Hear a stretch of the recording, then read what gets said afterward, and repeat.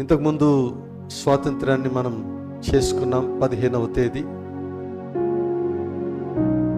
కానీ అదేం స్వాతంత్రం కాదు. మన భారతదేశానికి స్వాతంత్రం వచ్చిన మాట వాస్తవం, కానీ ఆ స్వాతంత్రం సస్టైన్ అవ్వలేదు. Freedom, independence is true for India, but that freedom and independence is not sustained. Sustained అంటే అది కొనసాగలేదు. సరిగ్గా ఒకరోజు ముందే కోల్కతాలో ఒక డాక్టర్ గారు భయంకరంగా అత్యాచారం చేయబడి చంపబడ్డారు. మన దేశం ప్రత్యేకత ఏంటంటే, ఎవరికైనా ఏదైనా ఇలాంటి ఇన్సిడెంట్ జరిగినప్పుడు ప్లకార్డులు పట్టుకొని క్యాండిల్ సర్వీసులని, జులూస్లని, ర్యాలీలని 4 రోజులు హడావిడి చేస్తాం. ఆ తర్వాత మామూలే. మన కళ్ళ ముందు ఎన్ని జరగలేదు, ఇప్పటికి చాలా సంఘటనలు జరిగాయి. ఎవరు పట్టించుకునేవారు లేరండి. మన దేశంలో మార్పు రావాలంటే ఆధ్యాత్మిక చైతన్యం కలగాలి. మన దేశంలో శాంతి భద్రతలు పెరగాలంటే సర్వోన్నతుడైనటువంటి శాంతిమూర్తి అయినటువంటి శాంతి దాత అయినటువంటి యేసుక్రీస్తు ప్రభు అది చేయాలి. ప్రారంభంలో ఎన్నో భయంకరమైనటువంటి దురాచారాల్ని లేకుండా చేసింది యేసుక్రీస్తు ప్రభు యొక్క ఉపదేశాలే. ఒక పురుషుడు చచ్చిపోతే, ఆయన కాలిపోతూ ఉంటే స్త్రీ కూడా వెళ్ళి దాంట్లో దూకి చావాలి. అలాంటి దురాచారాలు మన దేశంలో ఉండేవి. లేకుండా చేసింది ఎవరో తెలుసా? ఇదిగో పరిశుద్ధ బైబిల్ గ్రంథం. మళ్ళీ స్త్రీ చనిపోతే పురుషుడు వచ్చి దోక్కనక్కర్లా. వాళ్ళకేంటో స్పెషల్ క్రేజ్. మరి ఒక్కొక్కడికి ఒక న్యాయం దేశంలో, ఒక్కొక్కరికి ఒక్కొక్క రూలు. కానీ అది లేకుండా చేశారు. చిన్నపిల్లలకే వివాహం కట్టబెట్టేవారు. కానీ పరిశుద్ధ బైబిల్ గ్రంథ ఉపదేశం అది కరెక్ట్ కాదని లేకుండా చేసింది. దేవుని స్తోత్రం చెప్దాం. అమ్మాయిల్ని ఎక్కడో మూలన పడేసి అసలు అడుగు బయట పెట్టడానికి వీలు లేదని 4 గోడల మధ్య ఉన్నటువంటి స్త్రీ వ్యవస్థని బయటికి తీసుకొచ్చి వారికి కూడా స్వాతంత్రాన్ని ఇచ్చింది ఈ పరిశుద్ధ బైబిల్ గ్రంథం. స్తోత్రం, హల్లెలూయా. ఇట్లా చెప్పుకుంటూ పోతే ఎన్ని చేసిందండి. అందుకే అన్నాను నేను, ప్రభు యొక్క ప్రమేయం ఉంటేనే దేశం బాగుపడుతుంది. ప్రభు యొక్క ప్రమేయం ఉంటేనే దేశం ఉన్నత స్థితికి వెళ్తుందని ఈరోజు మరలా దేవుని సేవకునిగా నేను జ్ఞాపకం చేస్తూ ఉన్నాను. స్వాతంత్రం రాలా, లేకపోతే వచ్చింది కానీ దాన్ని మనము లేకుండా చేసుకున్నాం. నిజంగా స్వాతంత్రం లేదు. ఇక్కడ పరిశుద్ధ బైబిల్ గ్రంథం స్వాతంత్రం గురించి మాట్లాడింది మనం విన్నాం. ఇప్పుడు వాస్తవానికి అక్కడ మొదటి వాక్యం మనం గమనించినట్లయితే, కాబట్టి యేసు తనను నమ్మిన యూదులతో, ఎవరితో మాట్లాడుతున్నాడు? నమ్మిన యూదులతో, యేసుక్రీస్తు ప్రభు వారి యందు విశ్వాసం ఉంచిన వారితో మాట్లాడుతున్నాడు. ఏమని మాట్లాడుతున్నాడు? అరే అబ్బాయి, ఊరికే నమ్ముకుంటే సరిపోదు, నన్ను నమ్ముకుంటే సరిపోదు, కానీ మీరు నిజమైనటువంటి శిష్యులుగా తయారవ్వాలి అన్నాడు. నిజమైనటువంటి శిష్యులుగా తయారవ్వాలి. అనేక మార్లు నేను చెప్పాను, we are not called to be Christians, we are called to be disciples. దేవుడు మనల్ని క్రైస్తవులుగా ఉండడానికి పిలవాల, దేవుడు మనల్ని శిష్యులుగా ఉండడానికి పిలిచాడు. అందుకే అన్నాడు, మీరు సర్వలోకమునకు వెళ్ళి సర్వ సృష్టికి సువార్త ప్రకటించి వారిని శిష్యులనుగా చేయండి. శిష్యులనుగా చేయండి, క్రైస్తవులనుగా చేయండి కాదు, ఇంకా ఏదో కాదు, ఇంకా ఏదో కాదు, శిష్యులనుగా చేయండి. సో నమ్మటం అనేది, the Christian life begins with belief system. Belief system అంటే నమ్మకం. నమ్మకం నమ్మకం కొనసాగి శిష్యత్వం. The belief system will continue into discipleship and it will go on into making disciples. Listen to me very carefully. ఈ స్టెప్స్ 3 స్టెప్స్. ఒకటి ప్రభువుని విశ్వసించడం, ఆ తర్వాత శిష్యులుగా తయారవ్వడం, ఆ తర్వాత శిష్యులుగా తయారు చేయడం. అప్పుడే మన క్రైస్తవ జీవితం పరిపూర్ణమవుతుంది. ఆయన పిలుపు సార్థకత అవుతుందని ప్రభు పేరిట నేను జ్ఞాపకం చేస్తూ ఉన్నాను. ఆయనను నమ్మినటువంటి యూదులను పిలిచి, అబ్బాయి ఓటి నమ్ముకొని నా పేరు చెప్పుకొని తిరిగితే అది అవ్వదు, మీరు నిజమైనటువంటి శిష్యులుగా తయారవ్వాలి. ఆ ప్రాసెస్ చూడండి ఎంత బ్యూటిఫుల్ గా నరేట్ చేశాడు. మొదట నమ్మడం అంటే ఏంటండి? ఆయన ఎవరో చెప్పారు, అందుకే నమ్ముకున్నాను, మా అన్న చెప్పాడు మా నాన్న నమ్ముకున్నాడు, నేను కూడా నమ్ముకున్నాను, మా అమ్మ నమ్ముకుంది, నేను కూడా నమ్ముకున్నాను అని చెప్పేవాళ్ళు చాలా మంది ఉంటారు. నమ్మకం అంటే Christianity is not just a blind faith. గుడ్డి నమ్మకం కాదు. మీరెవరైనా గుడ్డి నమ్మకం కాదు, అది రీజనింగ్ ఫెయిత్. దేవునికి స్తోత్రం కలుగును గాక. మొదటి పేతురు పత్రికలో మీరు చదివినట్లయితే అక్కడ చాలా స్పష్టంగా వ్రాసినట్టు 3వ అధ్యాయం 15వ వాక్యం. మొదటి పేతురు పత్రిక 3వ అధ్యాయం 15వ వాక్యం. నిర్మలమైన మనస్సాక్షి కలిగిన వారమై మీలో ఉన్న నిరీక్షణను గూర్చి మిమ్మును హేతు అడుగు ప్రతివానికి, మీలో ఉన్న నిరీక్షణ, మీలో ఉన్న నమ్మకము, మీలో ఉన్న భక్తిని గూర్చి మిమ్మును హేతు అడుగు ప్రతివానికి, మిమ్మును దానికి కారణం ఏంటి అని అడుగు ప్రతి వానికి సాత్వికంతోను భయముతోను సమాధానము చెప్పుటకు ఎల్లప్పుడూ సిద్ధంగా ఉండి మీ హృదయంలో యందు ఒక్క నిమిషం కంటిన్యూ. మీ హృదయంలో యందు క్రీస్తును ప్రభువుగా ప్రతిష్ఠించుడి. అప్పుడు మీరు దేని విషయమై దుర్మార్గులని దూషింపబడుదురో దాని విషయమై క్రీస్తును. చాలు మనకు కావాల్సింది అక్కడ ఏంటంటే you should be able to explain your faith. మీ విశ్వాసము, మీ నమ్మకాన్ని మీరు ఇతరులకు చెప్పగలగాలి. అప్పుడే మీరు కరెక్ట్ లైన్లో ఉన్నట్లు లెక్క. ఏమో భయ్ నాకు తెలియదు, మా పాస్టర్ని అడుగు. అదే స్టైల్ ఎక్కువ పోరగాళ్ళకి. ఏమండి స్టైల్ ఎక్కువ. ఏమరా ఎందుకు నమ్ముకున్నావు? మతంలో దిగినావట, ఏం సంగతి, ఏం చేయరు నాకు కూడా చెప్పు అని అంటే ఏమంటాడు తెలుసా? ఏమోరా భయ్ నాకు తెలియదు, మా పాస్టర్కి తెలుసు, ఆయన అడుగుదాం నాడు అంటారు. లేకపోతే మా అమ్మకి తెలుసు, మా నాన్నకి తెలుసు. No. You need to have the personal knowledge of Jesus Christ, which could be presented to each and everyone you come across. లేకపోతే మన విశ్వాసం వ్యర్థం. అందుకే ఈ వాక్యాన్ని అపోలోజెటిక్స్ కి ప్రథమంగా ప్రైమ్ గా వాడతారు. మొదటి పేతురు పత్రిక 3వ అధ్యాయం 15వ వాక్యం. అసలైతే అపోలోజెటిక్స్ కి ఆ సబ్జెక్ట్ కి బేసి వాక్యం. నా ప్రియమైనటువంటి దేవుని సంగమా, నేను ఈరోజు ఫ్లయర్ పెట్టాను ఆరాధనకి. If you are looking for a word based church, here is the one for you అని పెట్టాను. మీరు ఒకవేళ వాక్యం కావాలని, వాక్యం కొరకు ఎదురు చూస్తున్నటువంటి సంఘం కొరకు, మీరు వాక్యము సరి అయినటువంటి వాక్యం బోధించే సంఘం కొరకు ఎదురు చూస్తున్నట్లయితే రండి మా దగ్గరికి. అంత ధైర్యంగా పెట్టాను నేను. ఎందుకంటే మన పునాది వాక్యం. హల్లెలూయా. మన పునాది వాక్యం. దేవునికి మహిమ కలుగును గాక. మనం శిష్యులముగా తయారు చేయబట్టకు దేవుడు మనల్ని పిలిచాడు. నమ్ముకొని నమ్మకంతోటే ఆగిపోవడానికి వీలు లేదు. మన నమ్మకం శిష్యత్వంలోనికి కొనసాగాలి. ఇంకా కరెక్ట్ గా చెప్పాలంటే నిజమైనటువంటి శిష్యత్వంలోనికి కొనసాగాలి. శిష్యులు ఉన్నారు బోల్డ్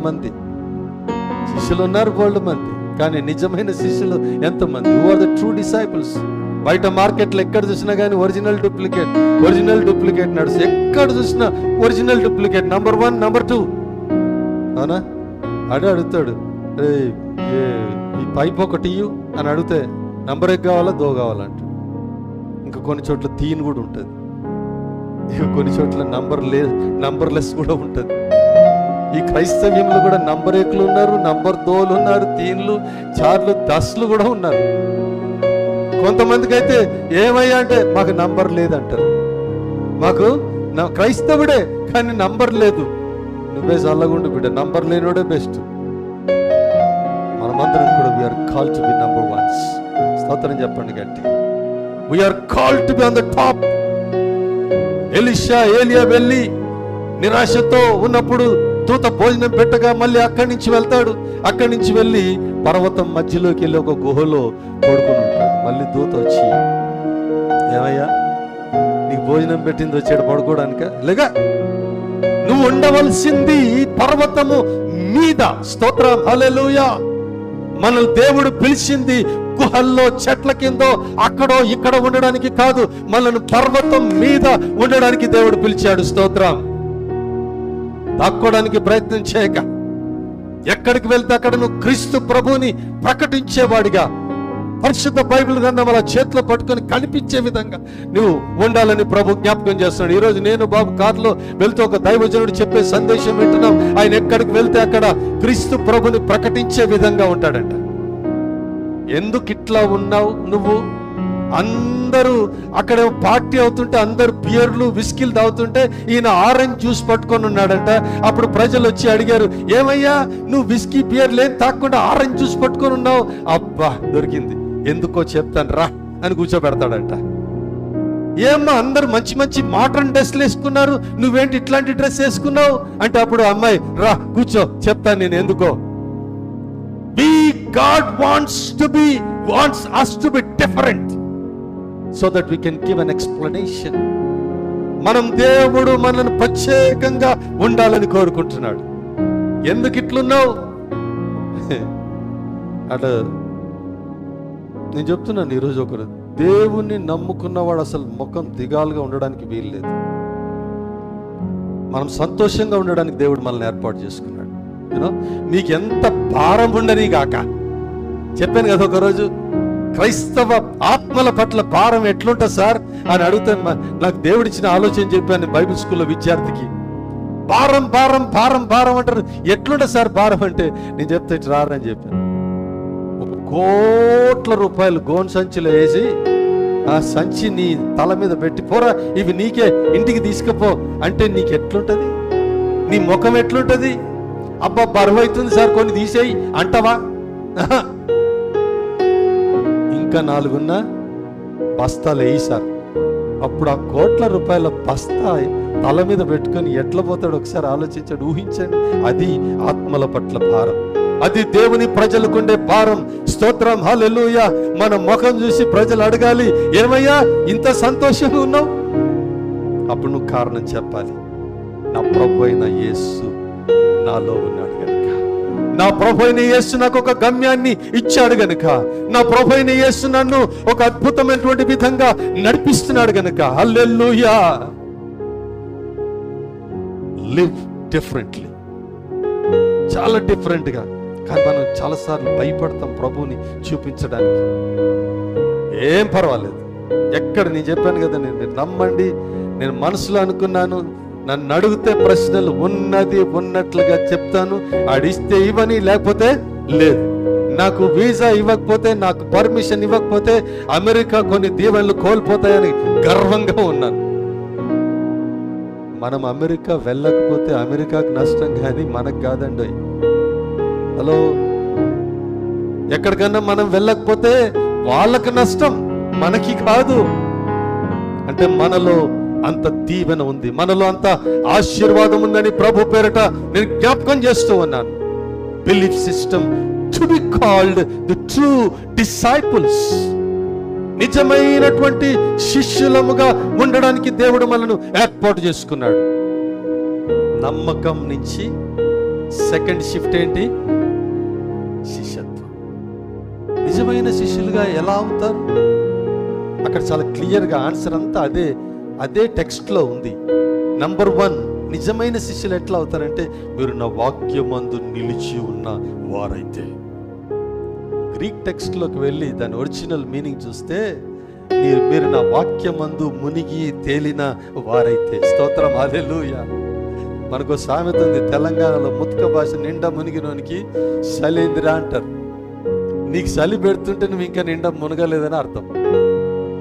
హలో, నిండా మునిగినోనికి చలి ఉండదు, ఇక ఏమన్నా చలి ఉండదు. ఎంత చల్లగాలి రానిగాక మనకి చలి ఉండదు.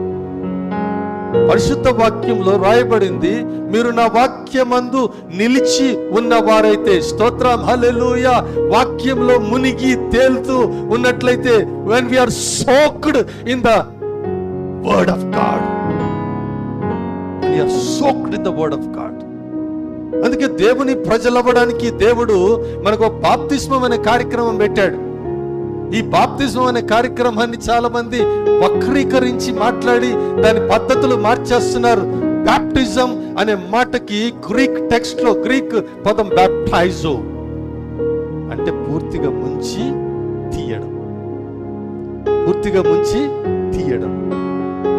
పూర్తిగా ఏది చేసిన దేవుడు మన జీవితంలో సంపూర్ణంగా చేస్తాడు.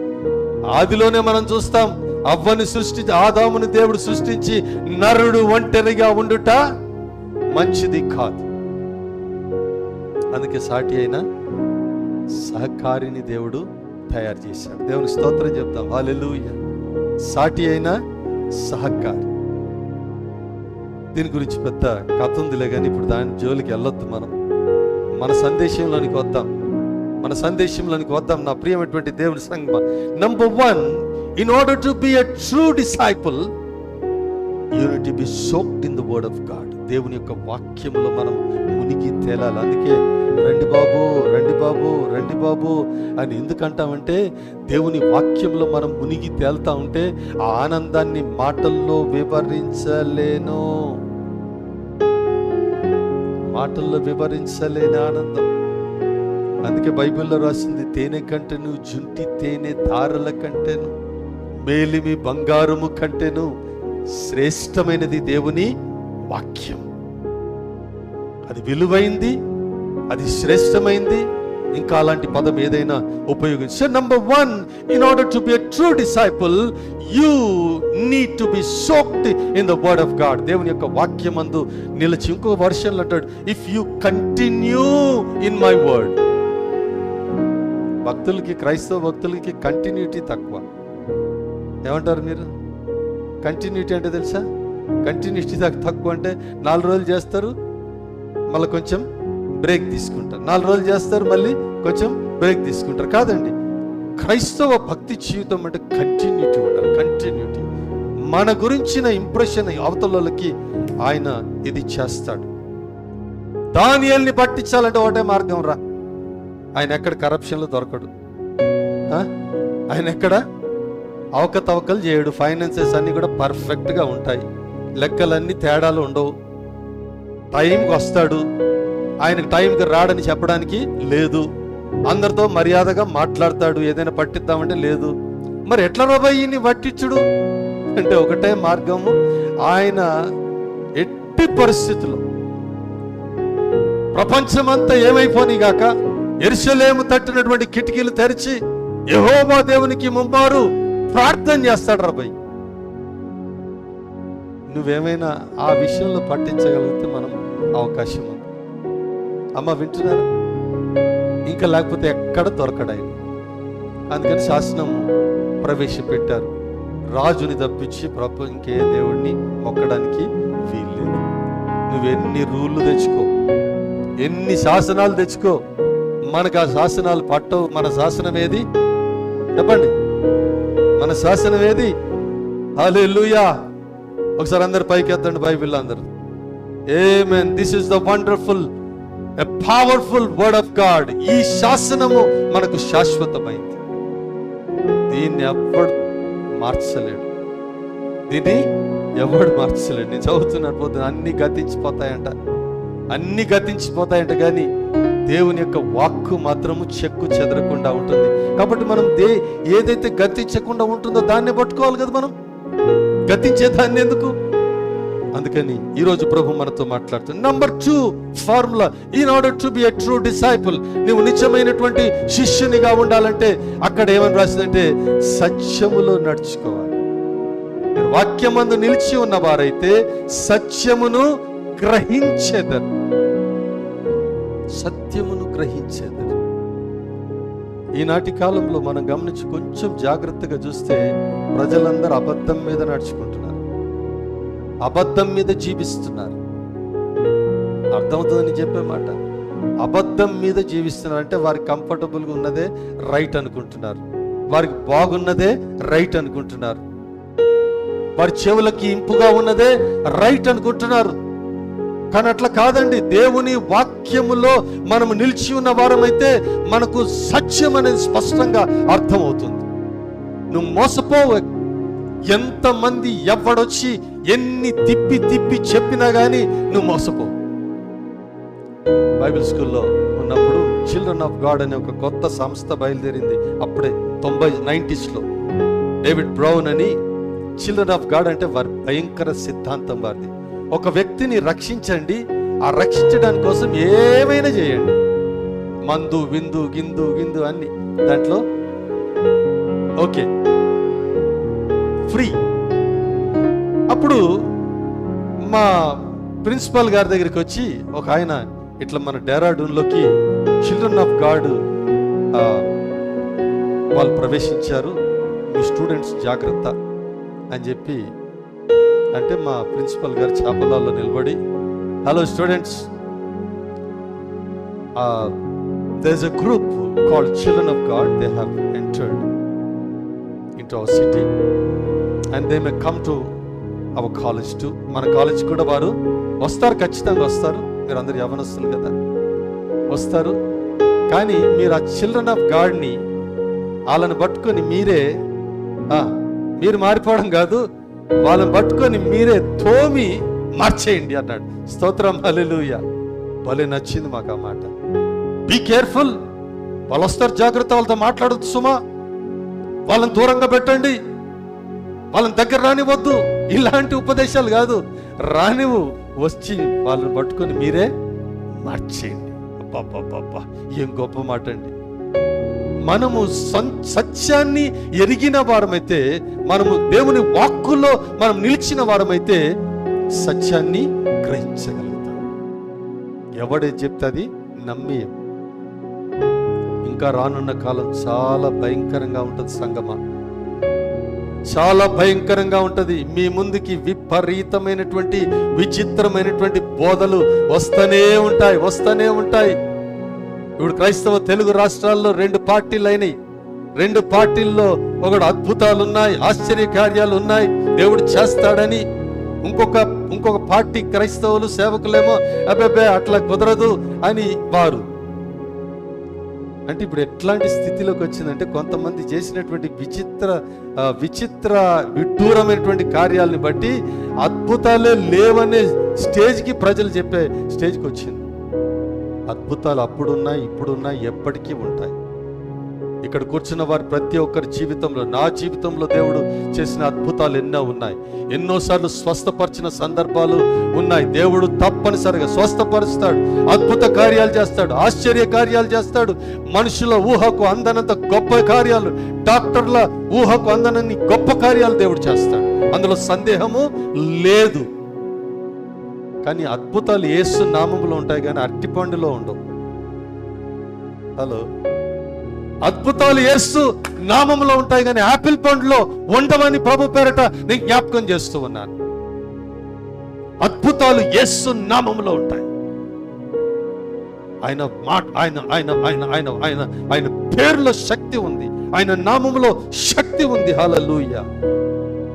అంతేగాని దీంట్లో అద్భుతాలు ఉంటాయని ఇక రకరకాల విన్యాసాలు బయట జరుగుతూ ఉన్నాయి. జాగ్రత్త. వాళ్ళని దూరం పెడతారా? ఏం చేస్తారు? దూరం పెట్టద్దు. వాళ్ళు వస్తే ఒకవేళ దగ్గరికి ఏం చేయాలి? మన బోధలోకి తీసుకోవాలి. అయ్యా, ఎందుకు పోతిరా ఇళ్ళ దగ్గరికి, నన్ను మంచోడిని చేసేసిండ్రు ఇల్లు అని అనుకోవాలా. ఈరోజు ప్రభు మనతో మాట్లాడుతున్నాడు. And then very important, in order to be a true Christian, you need to stand or continue in the word of God. And number 2 is, you will know the truth, and then the truth will set you free. ఆ సత్యము మిమ్మును స్వతంత్రులుగా చేస్తుంది. హల్లెలూయా, హల్లెలూయా. చాలాసార్లు స్వాతంత్రం వచ్చింది కానీ రాలేదని ఇంతకుముందు చెప్పాను కదా నేను. మనందరికీ కూడా మనం చాలాసార్లు స్వతంత్రులం అని చెప్పుకుంటాం, కానీ కాదండి. ఈరోజు ఉదయం చెప్తున్నాను నేను చింతకుంటలో, మనం స్వతంత్రులము కాదు. చాలాసార్లు మొన్న ఒక వివాహానికి ఎంగేజ్మెంట్ చేయడానికి మన వాళ్ళు వచ్చారు. అప్పుడు నేను ఏ టైంకి పెట్టుకుందామని అడిగిన. ఏ టైం డిసైడ్ చేయడానికి మీరు నమ్మండి, 1 గంట పట్టింది. ఎందుకు గంట పట్టిందో చెప్తా. 11 అన్నా నేను. 11 సార్, 11 అంటే అబ్బా ఇప్పుడే నవరా ఇంత పోతున్నా అంటారట. ఇప్పుడే కదరా లేచినాం అంటారట ఇంకొకళ్ళు. చూడండి, అంటే వీళ్ళకి ఏదైనా డిసైడ్ చేసుకొని ఆ టైంలో చేసుకోవడానికి స్వాతంత్రము లేదు. We are bounded. చాలాసార్లు దేవుని ప్రజలుగా చెప్పబడుతున్నటువంటి ఆయన భక్తులమైన మనము స్వాతంత్రము పూర్తిగా వచ్చిందని చెప్పే ధైర్యం లేదు. ఎక్కడో బంధకాలు. అందరు చేస్తున్నారు కదా భయ్, అందరు కడుతున్నారు ఇల్లు, అందరు వాస్తుతోటే కడుతున్నారు, మరి మేము కూడా కడతాం. మన ఇంజనీర్ ఉన్నారు నర్సింగ్ గారు, డానియల్, ఆయన ప్లాన్ ఇస్తే వాస్తు ప్రకారం ఇస్తాడు ప్లాన్, తెలుసా మీకు? లేకపోతే వాళ్ళు తీసుకోరు. మరి మేస్త్రిని పిలిచి అరే ఇట్లా కట్టంటే ఆఖరికి వాస్తులే సార్ మేము కట్టాం సార్. అరే నీకెందుకు రా భయ్, మాకు కావాల్సింది మాకు ఎట్లా కావాలి అట్లా కట్టంటే చూసి అంటాడు నేను కట్టా సార్. అంటే వాస్తు లేకుండా కడితే ఈయనకేదో అనర్థం జరిగిపోద్ది అనే ఫీలింగ్. బందీలుగా స్వతంత్రులుగా లేం మనం. మన ఇష్టం వచ్చినట్టు కొన్ని చోట్ల నా ఇష్టం అంటాం, కానీ అన్ని చోట్ల మన ఇష్టం వచ్చినట్టు జరగదు. కానీ దేవుని వాక్యాన్ని ఎరిగిన వారు, సత్యాన్ని ఎరిగిన వారు మాత్రం స్వతంత్రులుగా ఉంటారు. నేను మీకు వాక్యం బోధిస్తున్న నేను కంప్లీట్లీ ఫ్రీడ్. నేను దేనికి బందీని కాదు. మా పాస్టర్ గారు దేనికి బందీ కాదట. మరి మా సంగతి ఏంటి అని ప్రశ్నించుకోండి. నేను వాస్తుకు బందీని కాదు, ముహూర్తాలకు బందీని కాదు, మంచి రోజులకి చెడ్డ రోజులకి బందీని కాదు, 21వ రోజే జరగాల బందీని కాదు, మేనమామ కంపల్సరీ ఉండాలా బందీని కాదు, కులాలకు అసలే బందీని కాదు. ఇంకా చెప్పుకుంటూ పోతే చాలా ఉన్నాయి, లిస్టు పెద్దది ఉంది. నేను దేనికి బందీని కాదు, నా యేసయ్యకి బందీని. నేను స్తోత్రం. I'm a bonded slave of Jesus Christ. యేసుక్రీస్తు దాసుడను నేను. అది తప్పించి నేను ఎవ్వడికి దేనికి దాసుడను కాదు. నా ప్రియమైనటువంటి దేవుని సంగమా, ఈరోజు ప్రభు మనతో మాట్లాడుతూ నిజమైన శిష్యులుగా ఉండడానికి దేవుడు మనల్ని పిలిచాడు. అలా ఉండాలంటే మొదట ఆయన వాక్యమందు నిలిచి ఉండాలి. అంటే ఆయన వాక్య ప్రకారముగా జీవించాలి. రెండవది సత్యములో జీవించాలి. అబద్ధ జీవితం కాదు, నేను ఎలాబరేట్ చేయట్లేదు. దేవునికి అయిష్టమైంది, హేయమైంది వేషధారణ. కొన్ని ఉన్నాయి దాంట్లో. వేషధారణ ఒకటి. వేషధారణ ఒక పెద్ద ఆయన్ని అడిగారు. Is a very famous man. మీరు సినిమాలు చూస్తారండి అంటే చూస్తామండి. ఈ పాత్రికేయులు కూడా, జర్నలిస్టులు కూడా అడిగే ప్రశ్నలకి చిరాకు వచ్చేస్తుంది. చిరాకు అంటే చాలా చిరాకు వస్తుంది. నేను చూడడానికి కూడా ప్రయత్నం చేయను. ఆ సినిమాలు చూస్తానండి. మీకు ఇష్టమైన హీరో ఎవరు అని అడిగారు. ఆయన భలే జవాబు చెప్పాడు, హీరో.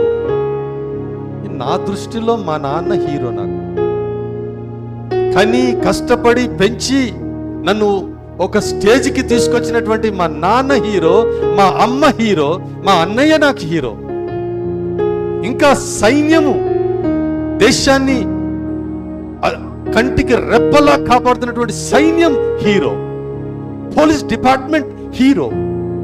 ఆడేవాడో 2 రంగులు వేసుకొని 2 డాన్స్ స్టెప్లు వేయగానే నాకు హీరో అవుతాడు. ఎంత గొప్ప మాట అండి అది. కానీ ఆ రంగులు వేసుకున్న వాళ్ళ కోసం ప్రాణాలు ఇచ్చేస్తారు పిచ్చి మొఖాలు. మావాడిని అంటారా, మావాడిని అంటారా, చూసుకుందాం రా రా, ప్రాణాలు ఇచ్చేస్తారు. కామన్ సెన్స్ కూడా లేనివారు రంగులు వేసుకొని కోట్ల రూపాయలు తీసుకొని నటన చేసేవారు హీరోలు ఎట్లా అవుతారండి? నిజ జీవితం జీవించేవారు హీరోలు. స్తోత్రం, హల్లెలూయా. నువ్వు దేవుని కొరకు నిజమైనటువంటి శిష్యుడిగా ఉన్నట్లయితే దేవుడికి నువ్వు హీరో అవుతావు. దేవుని దృష్టిలో మనం హీరోలం అవుతాం. స్తోత్రం, హల్లెలూయా. యోబు దేవుని దృష్టికి ఒక హీరో. అపోస్తలుడైనటువంటి పౌలు దేవుని దృష్టికి ఒక హీరో. రాళ్ల చేత కొట్టబడి చంపబడిన స్టెఫను దేవుని దృష్టికి ఒక హీరో. సింహాలకు కూడా భయపడని దానియేలు ఒక హీరో. అగ్నిగుండానికి కూడా చడవని శద్రకు, మేషకు, అబేద్నెగోలు ఒక హీరో. రంగులు వేసుకునే వాళ్ళు కాదు. వేషధారణ దేవుడికి అస్సలు ఇష్టం లేదు. వేషధారణ ఎప్పటికైనా బట్టబయలవుతుంది. అందుకని ప్రభు మనతో మాట్లాడుతున్నాడు. ఆయనకి ట్రూ డిసైపుల్స్ కావాలి, నిజమైనటువంటి శిష్యులు ఆయనకి కావాలి. క్రైస్తవులు కాదండి, నిజమైన శిష్యులు కావాలి. మళ్ళీ చెప్తున్నాను, నిజమైన శిష్యులుగా ఉండాలంటే మనము దేవుని వాక్యములో నిలిచి ఉండాలి, సత్యములో జీవించాలి, స్వతంత్రులుగా జీవించాలి. అప్పుడే మనము నిజమైనటువంటి శిష్యులు. ప్రశ్నించుకోండి మిమ్మల్ని మీరు. ఈ 3 లెవెల్స్లో ఎక్కడున్నాం? అండ్ లాస్ట్ లెవెల్ నేను ఎక్స్ప్లెయిన్ చేయని చెప్పి ముగించేస్తాను. ఆఖరిది శిష్యులుగా ఉండడం కాదు, శిష్యులను తయారు చేయడం. మీరు సర్వలోకమునకు వెళ్ళి సర్వ సృష్టికి సువార్త ప్రకటించుడి. శిష్యులనుగా తండ్రి, కుమార, పరిశుద్ధాత్మ నామముల వారికి బాప్తిసం ఇచ్చి ఏం చేయాలంట? శిష్యులనుగా చేయాలంట. హల్లెలూయా. శిష్యులుగా చేయాలంటే ఏవేవో రకరకాల ప్రాసెస్లు పెడతారు, అవన్నీ కాదండి. శిష్యులుగా చేయాలంటే ఫస్ట్ స్టెప్ ఏంటంటే నిన్ను నీవే ప్రజెంట్ చేసుకోవాలి. నువ్వు చెప్పింది కాదు, నువ్వు చేసింది చూసి ప్రజలు శిష్యులు అవుతారు. చెప్పకూడదన్న ఉద్దేశం కాదు, చెప్పడం కంటే చేయడం చాలా ప్రాముఖ్యమైనది. ఆయన చెప్పినట్లు చేయుడి, ఆయన చేసినట్లు కూడా చేయుడి. ఇది 3rd స్టెప్. ఈ 3rd స్టెప్ లోనే చాలా మంది రీచ్ అవ్వలేకపోతున్నారు. ఈ 3rd స్టెప్ కి చాలా మంది రీచ్ అవ్వలేకపోతున్నారు. న్యూయార్క్ మాన్హాటన్ లో భయంకరమైన ప్రజలు ఉంటారు. పాపమంతా అక్కడే ఉంటది, పాపమంతా రోడ్ల మీదే ఉంటది. నేను ఖాళీ సమయాల్లో అట్లా రౌండ్ కొట్టేవాడు. ఏమన్నా ఎవరికైనా చెప్దామని కొంచెం ముందుకెళ్తే వాడు ఒకలాగా చూస్తాడు. అయినా కొన్నిసార్లు ప్రయత్నం చేశా. I'm living here in the rock church. ఇక్కడ రాక్ చర్చ్లో ఉంటున్నాను నేను. You can come any time అని ఒక 2 మాటలు చెప్పి ప్రయత్నం చేశా. ఈ స్వార్థ చెప్పడం సంగతి ఎట్లున్నా వీధుల్లో తిరుగుతూ ప్రార్థన చేశాను. ప్రభా, అమెరికాను దీవించిన ఆధ్యాత్మిక ఏమంటారు దాన్ని, పచ్చదనాన్ని, ఆధ్యాత్మికమైనటువంటి పచ్చదనాన్ని సమృద్ధిగా ప్రసాదించి ప్రభా అని ప్రార్థన చేశాను. ఈరోజు నేను ముగించే ముందు ఒక ప్రశ్న మీ ముందు ఉంచుతున్నాను. Are you a true disciple? నిజమైనటువంటి శిష్యుడిగా నువ్వు ఉన్నావా? శిష్యురాలిగా నువ్వు ఉన్నావా? నమ్మకం ఏ లెవెల్స్లో ఉంది? నమ్మకం నుంచి నువ్వు శిష్యుడిగా తయారయ్యి ఇంకా ఇతరులను శిష్యులుగా తయారు చేసే ఆ భారం నీకుందా? ప్రార్థన చేసుకుందాం. హల్లెలూయా, హల్లెలూయా, హల్లెలూయా. నా ప్రియమైనటువంటి దేవుని సంగమా, నేను మళ్ళీ రిపీట్ చేయను. And God's word is very straight to us this morning. Simple కదా, పెద్ద మర్మాలు ఏం లేవు ఇందులో. లోతైన మర్మాలు అంతకంటే లేవు. కానీ జీవితానికి అనునిత్యం అవసరమైనటువంటి కొన్ని లేఖన భాగాల్ని దేవుడు మన ముందు ఉంచాడు. Must, mandate, need. ఎక్కడున్నాం మనం? వేర్ ఆర్ వి? యేసు తనను నమ్మిన యూదులతో మాట్లాడాడు. నమ్మనోళ్ళతో కాదండి, నమ్మిన వారితో మాట్లాడాడు. సర్వోన్నతుడా, ప్రేమగల మా ప్రియ తండ్రి, మా బిడ్డలు నీ సన్నిధానంలో కూర్చొని నిన్ను నమ్మిన బిడ్డలు నువ్వు కోరుకున్నట్లుగా నిజముగా శిష్యులు అయ్యి ఉండుటకై, శిష్యులను తయారు చేయుటకై, ఆయన నీ శ్రేష్టమైన సువార్తని లోకంలోనికి తీసుకొని వెళ్ళడానికి సిద్ధపడ్డారు. ఇంకెవరైనా అనారోగ్యంతో ఉన్నవారు ఉన్నట్లయితే ప్రభా నువ్వు ముట్టి స్వస్థపరచు.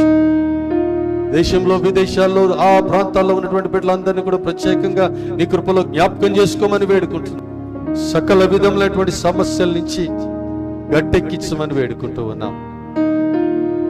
సంఘాన్ని నీ కృపకు అప్పగించుకు వారమంతా కృపాక్షేమంతో మన్నాడు నడిపించమని వేడుకుంటూ, మరచిన వాటిని విడిచిన వాటిని నా ప్రియ ప్రభువును జ్ఞాపకం చేసుకోమని మనవి చేస్తూ, యేసు పరిశుద్ధమైన నామములో మిక్కిలి వినయముతో అడిగి వేడుకొనుచున్నాము తండ్రి. మన తండ్రి అయిన దేవుని ప్రేమ, ప్రభు అయిన యేసుక్రీస్తు వారి కృప, పరిశుద్ధాత్మ దేవుని ఆదరణ, తోడు, సహవాసము, సన్నిధి చేరి వచ్చిన మనందరికీ, మన కుటుంబాలకి సదా ఉండునుగాక. ఆమేన్. అందరం చెప్దాం, యేసు రక్తమునకే ఛాయ్, యేసు రక్తమునకే ఛాయ్, యేసు నామమునకే మహిమ, యేసయ్య పరిశుద్ధ రక్తమునకే ఛాయ్.